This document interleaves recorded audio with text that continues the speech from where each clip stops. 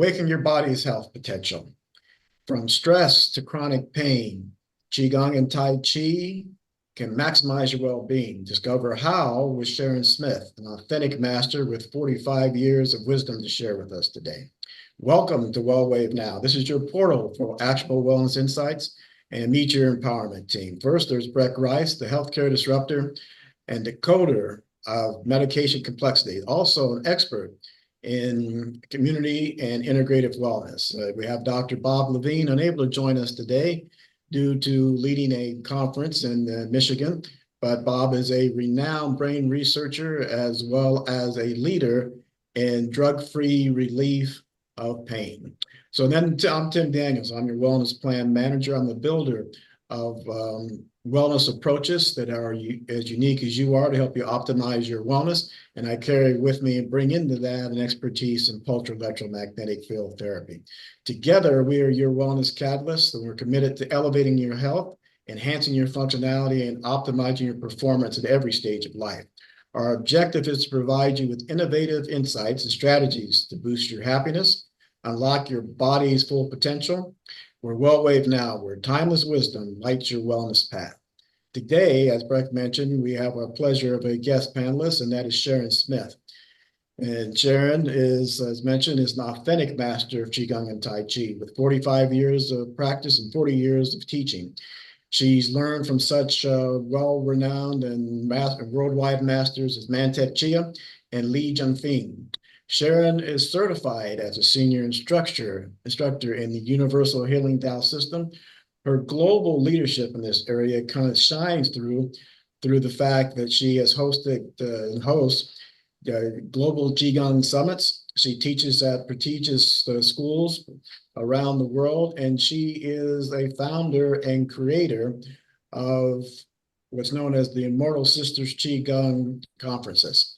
She has a unique gift in translating this ancient wisdom into modern well-being strategies. Today, she'll share with us how Qigong and Tai Chi can unlock your body's innate healing potential and maximize your health. So, all right. So welcome, Sharon. Hi. Yeah, it's awesome to have you here on the podcast. You know, this is an area that I don't know that much about, so I'm excited to learn. I'll be as much of a student today as anyone else that's joining. There's probably people here joining that know a lot more about this topic than myself. I know Tim is a little more schooled in this area and personally has practiced and trained at least in Tai Chi, but I'm really interested to learn more about the differences of the two and some of the benefits that the health benefits, of course, that you would get from practicing Tai Chi and Qigong.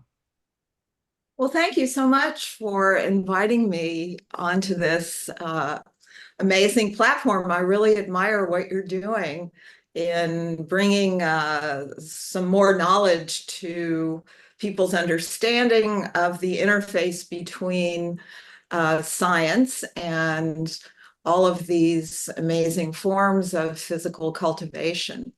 And, you know, a lot of people want to do something that is a mind-body practice. And in our culture, in the United States particularly, when you think of mind-body practice, the first thing that you think of is yoga. Mm-hmm. And yoga has been proliferating in the West very strongly for a long time. I've practiced yoga. I've studied yoga in India many times at the Iyengar Institute. I think yoga is a great practice. However, it's not for everybody. And many people go to yoga and they get discouraged because they're stiff. They feel like they could hurt themselves. They have all kinds of things that come up. And I think right now we're reaching a kind of inflection point where people are more interested in more gentle forms of physical cultivation.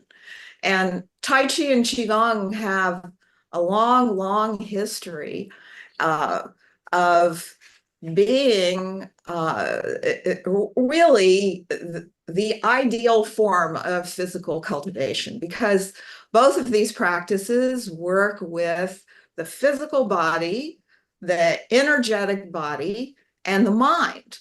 Tai Chi is known as meditation in motion. I think Harvard Medical School coined this term of meditation in motion. And what I love about Tai Chi and what I love about teaching is that most anybody can practice Tai Chi or Qigong. It's not, you don't have to be young, you don't have to be hyper flexible, you don't have to go to the gym, you don't need special clothes, you don't need special shoes. It's nice to have good shoes for sure and comfortable clothes, but there's not a lot of external support that you need in order to get involved in practicing. And there's a lot of confusion, I think, between the the purposes and the differences between Tai Chi and Qigong. And the way that I like to describe it is that Tai Chi is a combination of Qigong and martial art, particularly self-defense. Qigong is a term that encompasses a lot of physical cultivation exercises. The actual term means life force training. The word gong means skill or training, or you could say the skillful use of your life force. That's what Qi is. And one of my teachers, Li Junfeng, he also pointed out that Qigong is energy exchange. The gong is actually the exchange. So practitioners of Qigong are exchanging energy with the universe. How do we do that? We do that through breathing, basically, and a kind of mindfulness. The focus of the mind directs the Qi to flow. And if you're focusing on your breathing, for instance, you are having that energetic exchange with the universe. You're taking in the fresh, clean, healing energy of the universe. You're exhaling whatever might be cloudy, stagnant, congested. And this before you move on, let me just interject there. I'm glad that you brought that up, because that was last episode of the podcast was about breathing techniques and all of the health benefits. I'd love for you to touch on the basic benefits that you have seen people be able to get just from these two practices. What are some of those basic benefits that practitioners would realize? Well, one of the most important ones is stress management. We live in a highly stressful world, and some of the stress is internal. We create our own stress. Some of it is external. There's a lot of electromagnetic energy out there that's affecting us. There's pollution, whether it's noise pollution or air pollution. There's pesticides in the food supply. I mean, there's a lot of things that cause internal stress. And I just find for myself and for the students who I work with that these practices really help alleviate stress in very particular ways. They act on the nervous system, they act on the vagus nerve particularly. They also help people who have blood pressure problems. In fact, that's one of the most interesting studies that's come out recently. I think it came out in February, and they discovered that Tai Chi and Qigong are better at lowering blood pressure than aerobic exercise. And Wow. this is amazing because so many people don't get any aerobic exercise whatsoever. But if they would practice a very gentle form of movement in coordination with breathing, with mindfulness, Yeah. with all kinds of other ways of connecting with yourself, that lowers blood pressure.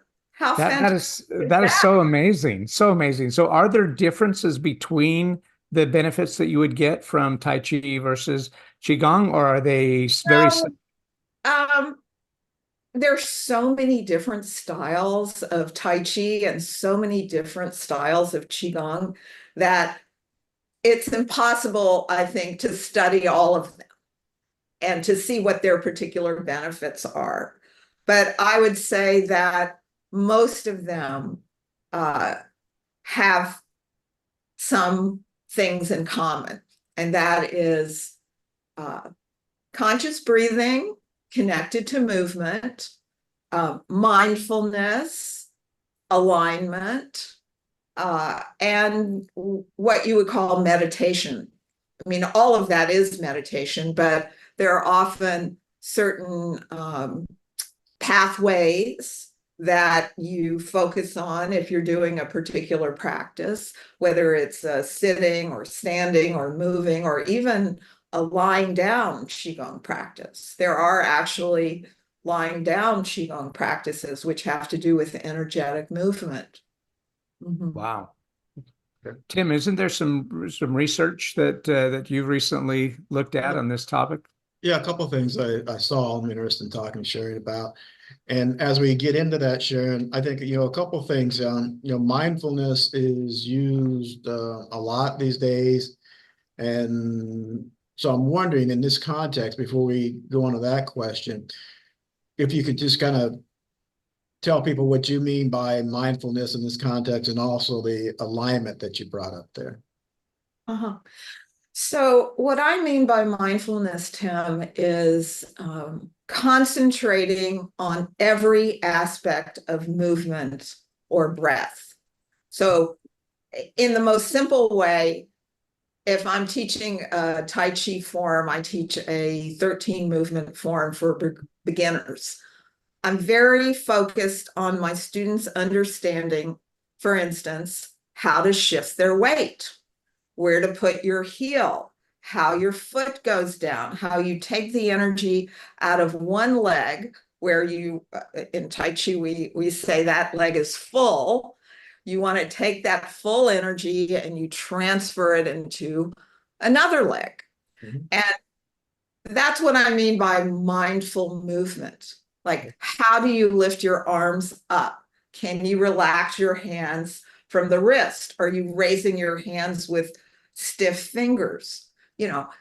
It's like sometimes I say it's like if you take a tea bag and you put it in hot water, and then the herbal aspect of the tea infuses the water. You want your mind to do that in your practice. You want your mind to infuse your whole body with awareness.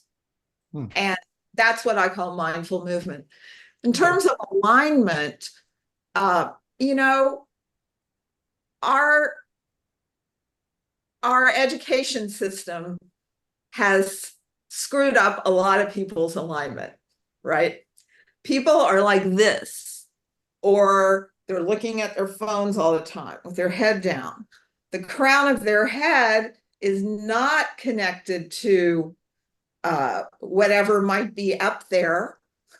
You know, you can call it heaven, you can call it the energy of the universe, you can call it the sky.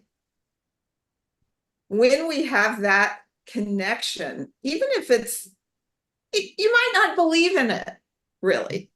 But the idea is that you have something that's pulling the crown of your head up, and the crown center is lined up with your perineum.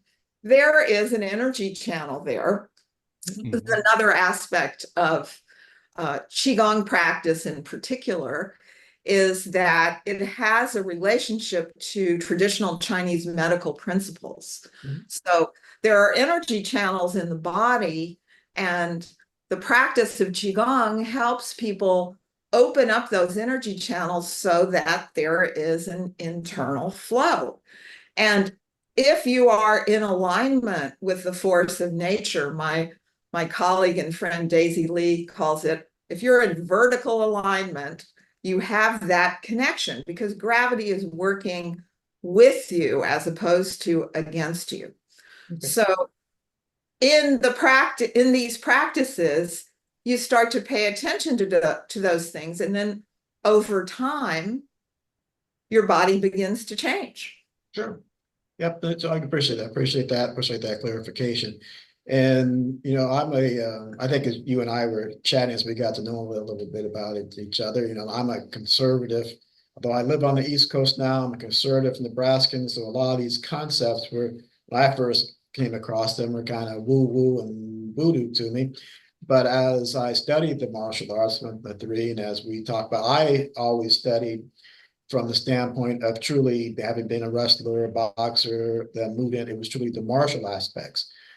So that's why this is very good for me to get into and understand, you know, from you. But that sort of thing you talked about, then athletes can understand whether that connection, that flow, that understand how you full body awareness, allow your body to respond and to flow with the energy in it. That kind of comes out. I think anybody who's, you know, Breck's been run a lot of marathons and done some other things. You get into that awareness of the body and how things happen in there. So that's good. But then as Breck brought us back to earlier, you talk to the help with stress and the relaxation and the blood pressure, and then even blood pressure. I think that people can readily identify with, but and say yes, what they know of Tai Chi and what you've talked about so far, they can.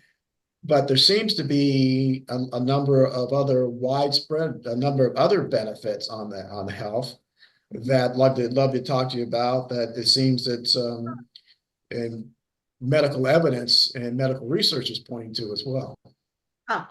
So I think the other really interesting study that has come out in the past year, and a lot of this information was made available by a symposium that the Harvard Medical School did last year.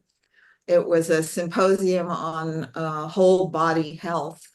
And there was a lot of very interesting studies which were presented at that symposium. And one of the ones that I found fascinating is Tai Chi's effect on slowing down dementia.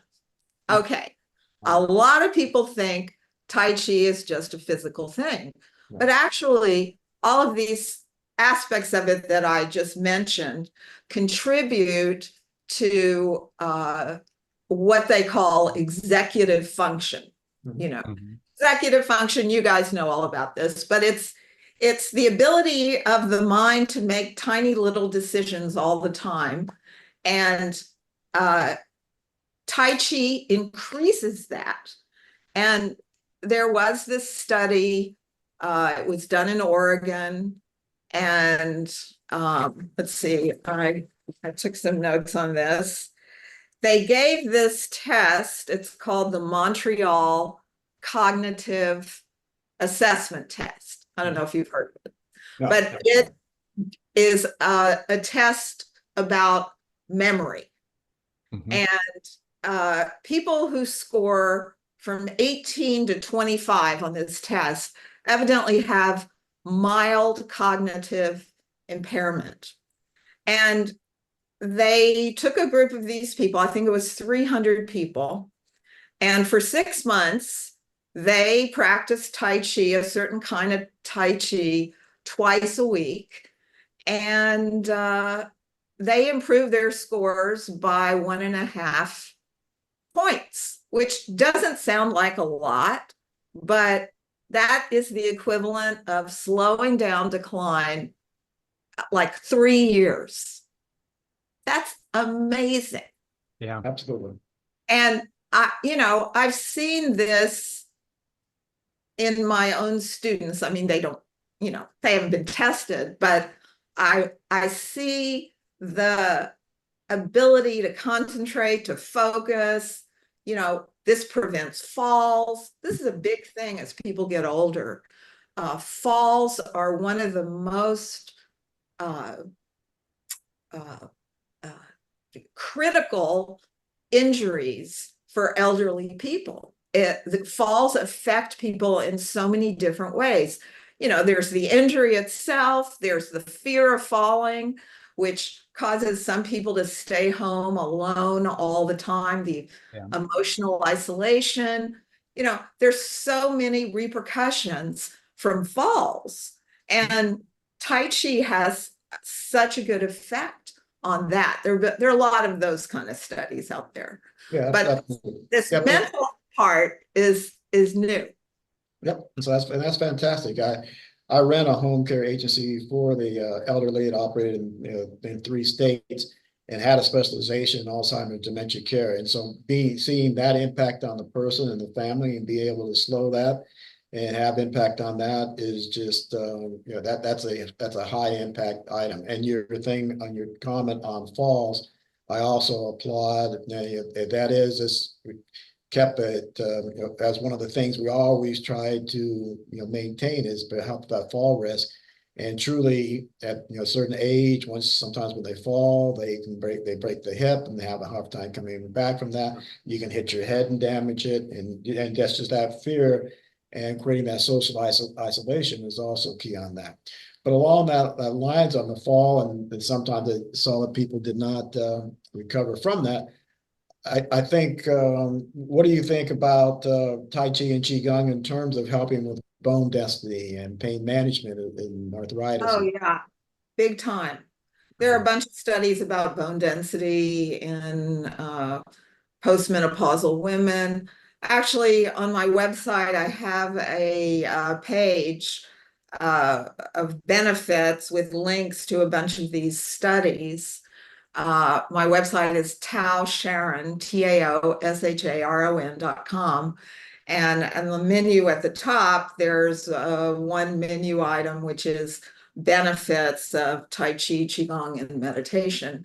And the bone density thing is big because when you practice Tai Chi and Qigong, you're doing a weight-bearing exercise, but you're using your own body weight on your own bones. This is really useful. And there are also particular Qigong practices which have to do with building the bones and the bone marrow. And for myself, this was a really important thing for me personally because I have osteoporosis in my family. My mother, all her sisters, they shrunk. And as much as I was doing in my mid-50s, I was diagnosed with osteopenia. And I started really more seriously doing the bone marrow Qigong practices, which involve meditation, tapping your bones with a metal hitter. I also used a power plate vibration machine, and I did Qigong on that. And I increased my bone density like 7.5%. Wow. And and then that was that. I'm great now. Okay. But this heaviness of like just experiencing your own body weight in the practice is very useful. Great, beautiful. Tell us some of the ways that you could measure the outcomes. So you talked about bone density and improving that, but you did a lot of things, including practicing of Tai Chi and Qigong. What are some other ways of measuring or ways that you can relate these practices to preventative health? Well, a really easy way is people with high blood pressure. They often have one of these blood pressure cuffs around. Just start to pay attention to what kind of readings you're getting, like before you practice, after you practice, once a week when you get up in the morning, after you've, started to build a practice. These are very simple ways of measuring that a lot of people have right in their homes. Yeah. The other thing is, of course, for alleviation of pain, it's pretty easy to know when you're in pain and when you're not in pain. So Yeah. there's that. There's also, they don't have a real way of measuring people's energy or chi, but you can recognize yourself when you have more energy. Yeah. It's not so hard. You just realize one day, oh wow, I got a lot done today. How'd that happen? I'm usually such a slug. I don't really do all of that. I think if you engage in if you seriously engage in a practice like this, you should see results in your test scores. You'll see them. Okay. When you say test score, Sharon, you mean like Yeah, like your blood work and your, all of the regular things that the medical people do. Right. It's possible that you're going to see changes Right. in those things. Absolutely. And usually, though, I would say, like my story of my own bone density, Right. most people who go on a path like this are doing a lot of different things. Like they might be taking the supplement that you just mentioned, the Shilajit. They might be taking, senolytics, cleaning out their cell. I mean, it's very hard sometimes to isolate what's doing what. But one thing I do know from my own practice of Tai Chi, I started when I was 27. I was 27. I'm now 73. I'm in a lot better shape than a lot of people in my age group in terms of energy and, just physical competence. Mm-hmm. I think that that decision to and I don't know really why I think I was just ready to do something. It could have been something else, but it happened to be Tai Chi, and I walked into the Tai Chi studio. I started the class, and it was like, wow, this is great. This is just what I need. And there I was committed. I wasn't shopping. That was a time when there was no internet. You had to look for things. I mean, even though I live in New York City and there's a lot going on, you still have to find the stuff. Right. It wasn't so easy in those days. But I think that decision kind of steered me 15 degrees in a better direction. That's all I can say. Just that, getting in touch with myself like that, feeling my own body from the inside, connecting to my own vitality, that led to a lot better decision making.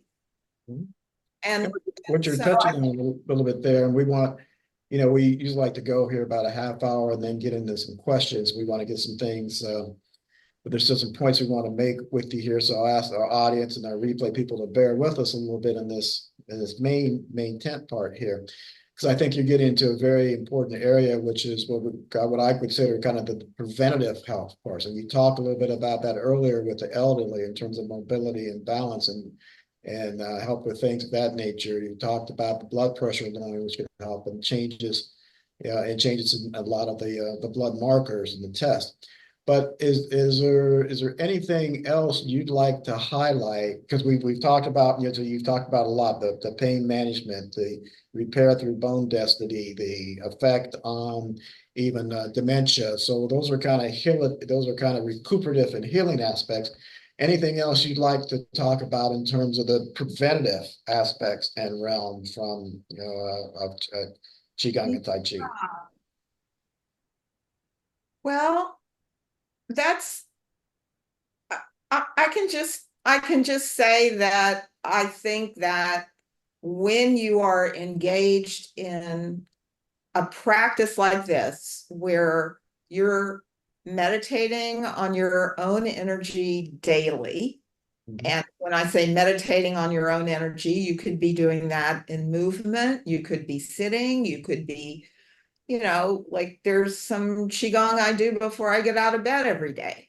Like that's something I do internally, to prepare myself for the day. I think that all of that is preventative. I think our culture is looking for the fix. Yeah.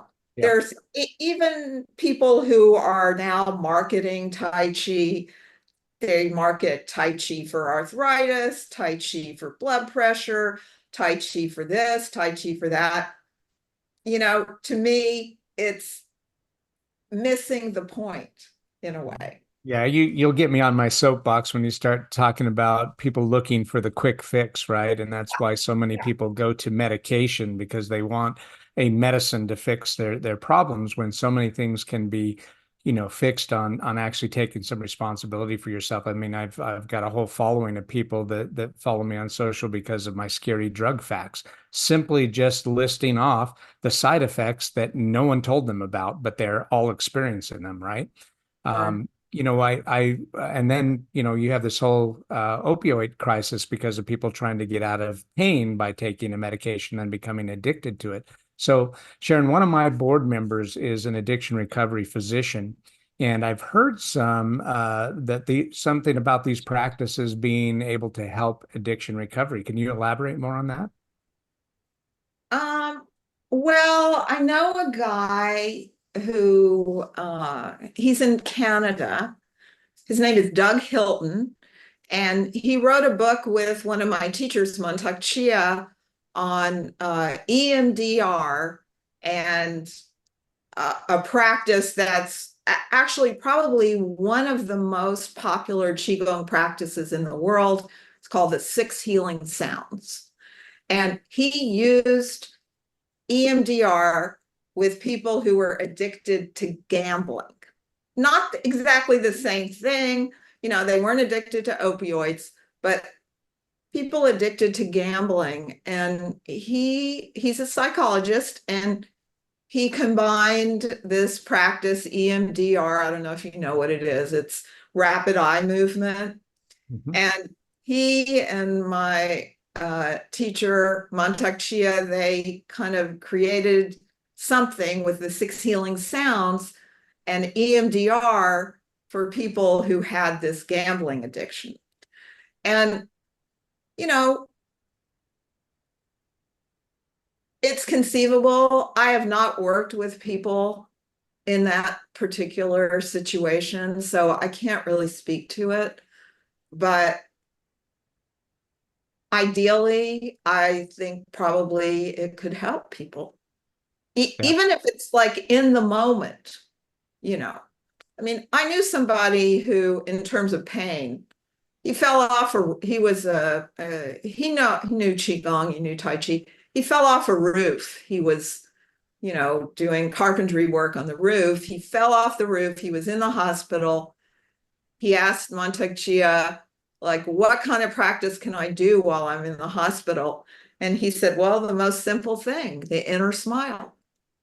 The inner smile is a way of sending love and healing to every organ and bone in your body. It's a very particular kind of way of creating this sort of stream, a cascade of really good feeling chemicals moving through your body.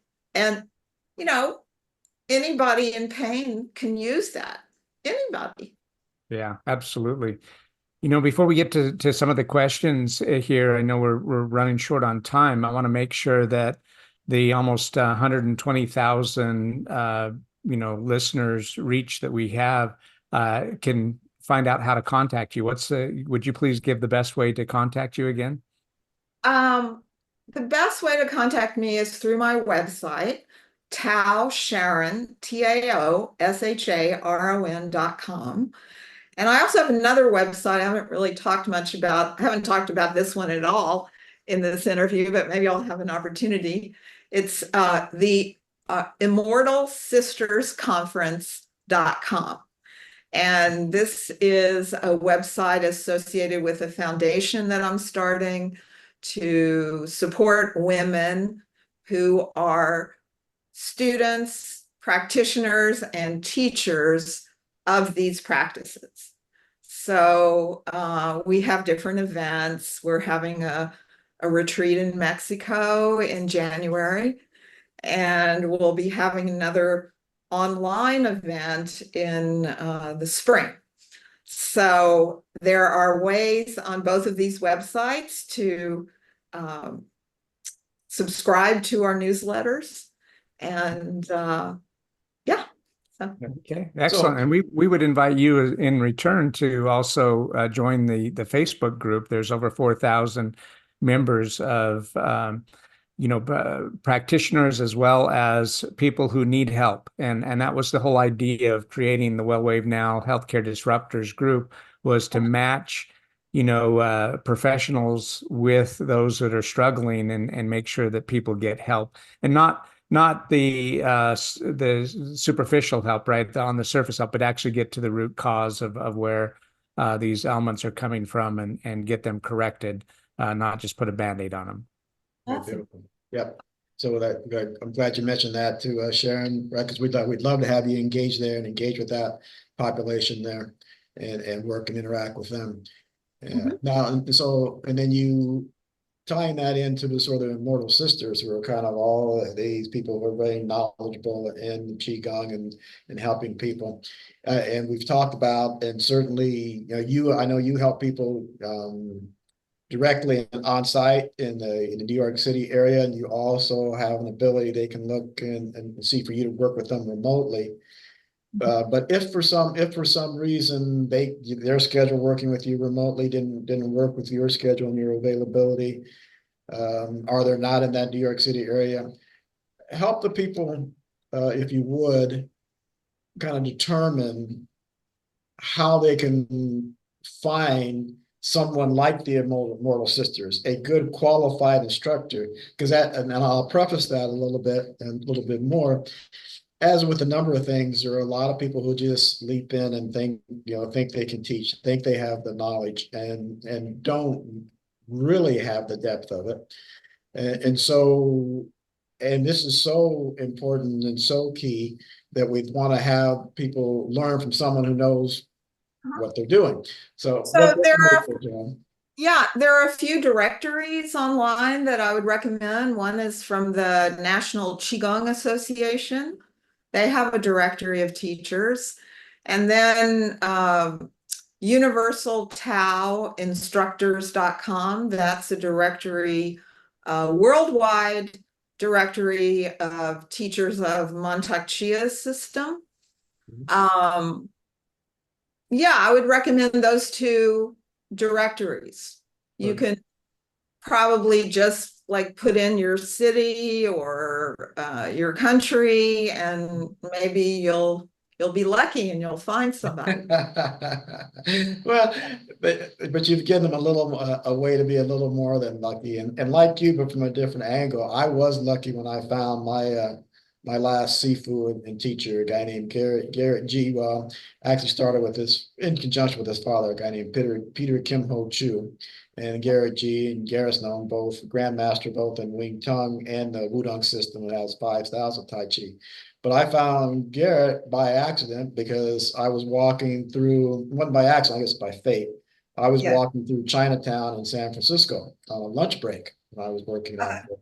And he was out there practicing in a park there in Chinatown, which he stopped having lessons, and not that long afterward, and I just happened to run into him that day. And long story short, after I sparred with some of his students and beat them, I tried to spar against Garrett and could get nothing done. And I said, I want to learn. I want to learn. If I knew I had found the real authentic thing, I was the as you know, within the Chinese martial arts, not really true ones. It's not really black belt. When you have it, you have sashes, or you're just known as a student, senior student, or instructor and master. And so I knew he was the real thing, and so I said it was time. And after sending me away a couple of times, like in the movie, he said, "Okay, fine, I'll give you a shot." And so we went from there. But you Yeah, well, that's a really good way to find a teacher. Actually, I found one of my teachers like that. Yeah. I had a teacher I studied with for like 15 years who I learned 3 sword forms from, and a couple of bare hand forms. And I saw him moving in the park in Chinatown in New York City, and I thought, wow, I really like to move like that.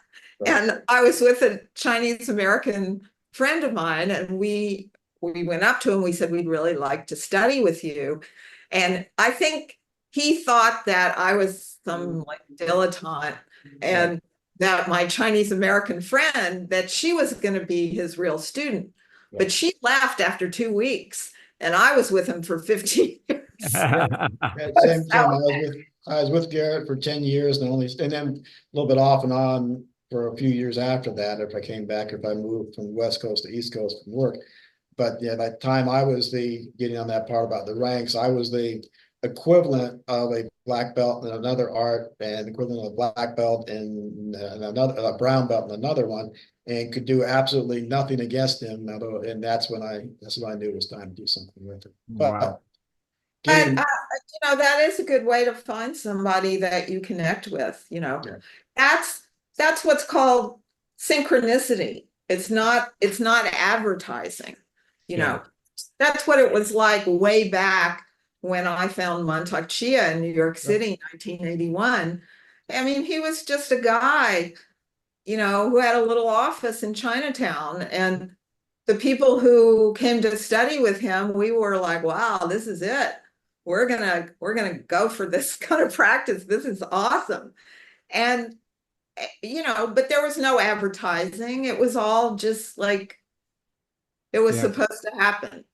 Right. So, Sharon, real quick, as we are really getting short on time here, is there anything that you can demonstrate on camera for our followers here that would show them a real quick something that would relax them? We did that with the breathing exercises last week. Yeah, let me move some things around in here.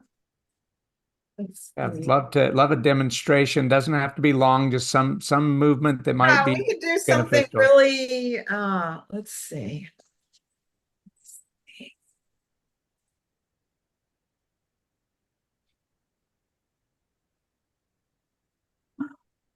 I have to rearrange this.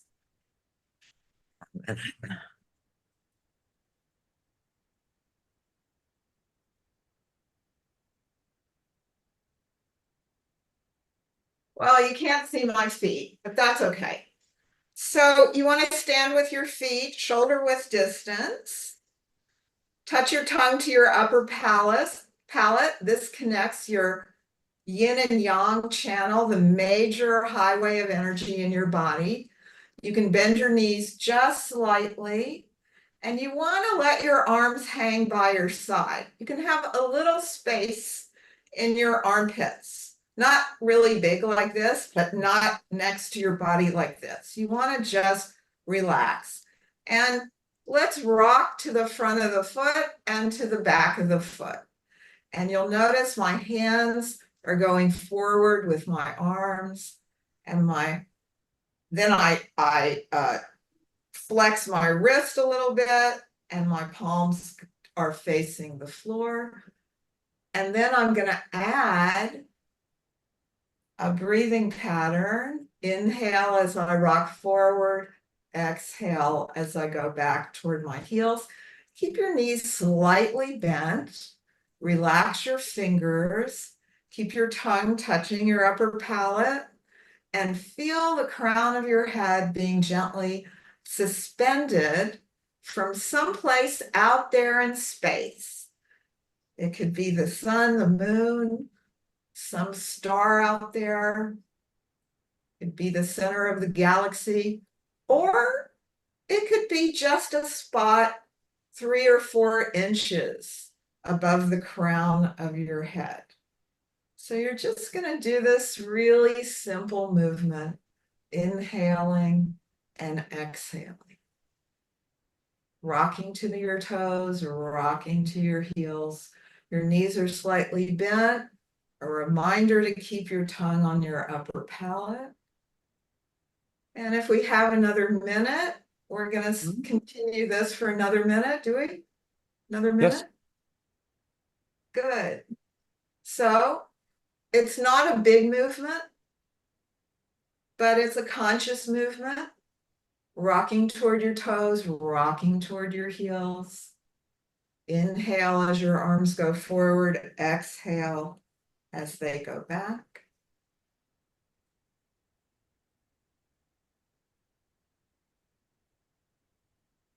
And then turn your palms up and inhale and gather all the beautiful chi of the universe and pour that energy through the crown of your head and let it flow down the length of your body to your perineum, flushing out any cloudy, gray, murky chi.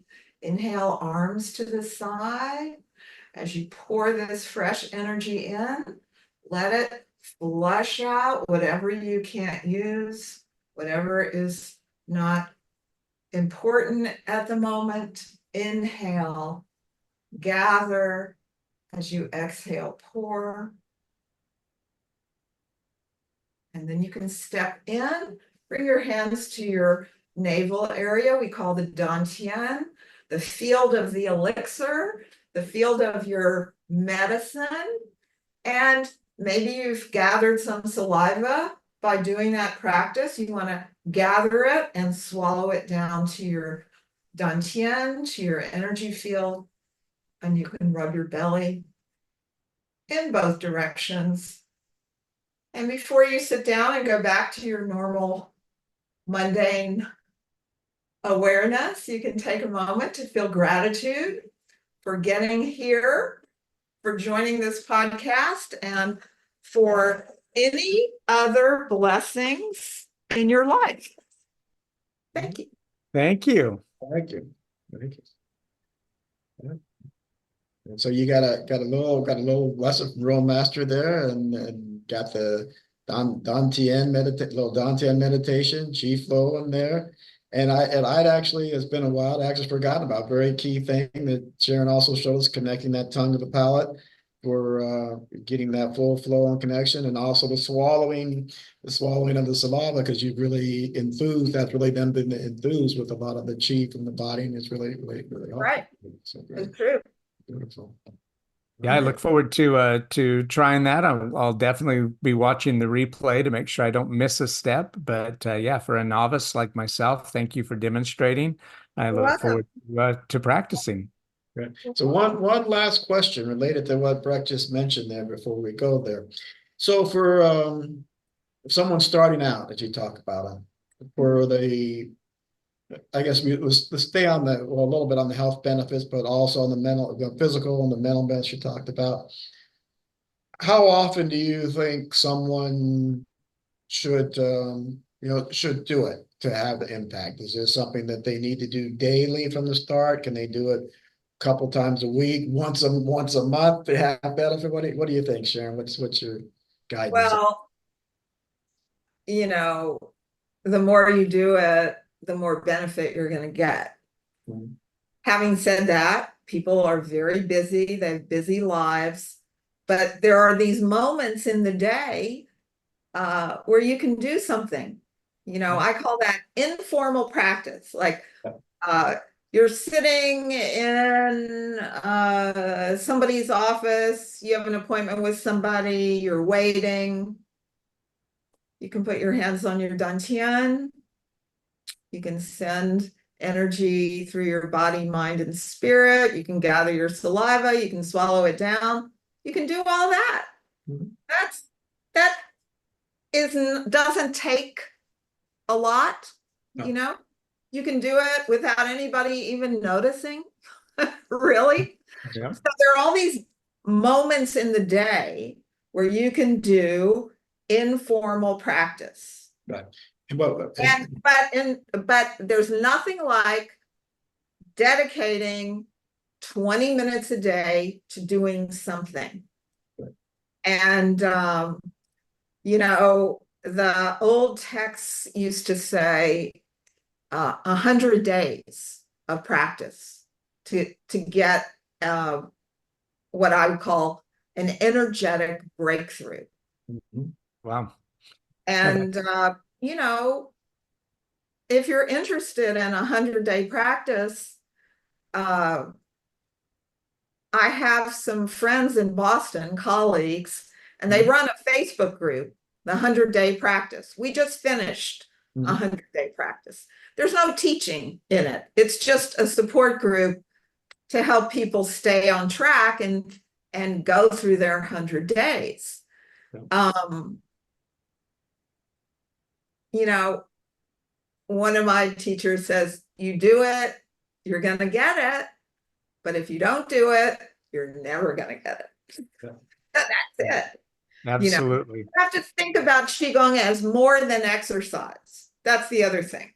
Right. It's more than exercise. It's exercise with energy, with Qi. Right. It's not like what people do at the gym. I mean, I go to the gym. The gym has its value, but it's not the same. You know, you go to the gym, people are on the stationary bicycle, they're watching CNN, sometimes they're reading something at the same time, they've got their earpods in. That's not Qigong. No. Qigong is everything all at once. Body, mind, spirit. That's it. Right. I appreciate that. And you hit on the thing about the people in the gym. I go in there and I see them. I do everything you said, as well as texting in between their reps. Yeah. And even that way, and I, like you, I don't, even if they were doing it the way that I would suggest they do it in the old school ways, it still wouldn't reach the level of Qigong or Tai Chi. But you're not putting your mind into your exercise. You're not feeling your body. You're not pushing it, doing anything that way, which is not, it's not, so it's not that total experience, to happen. And that's the way we had to do to, if we really want to prepare for my sports, you had to really put that into us. They're getting something out of it. There are people who go to the gym and they treat their training like Qigong. There are people who do that, but most people don't. Right. They're just trying to get through it. Mhm. You know, there's a level of boredom there. Right. Absolutely. You know. So appreciate you joining us and sharing your wisdom. It's evident there's quite a bit there. Would love for people to engage with you. We've got posted in the Zoom and over on the Facebook chat your website as well, to reach out to you and find you. And it'll be, as Breck mentioned, it'll be in the replay show notes. And so we hope people engage with you. Hope you'll come back again, and appreciate you transferring that wisdom to us here, Sharon. Thank you. Yeah, thank you very much. Great conversation. Thank you. It's been a pleasure. Thank everyone that's following on social media. And if you didn't catch everything that Sharon Smith had to share with you today, please listen to the replay. Bye, everybody.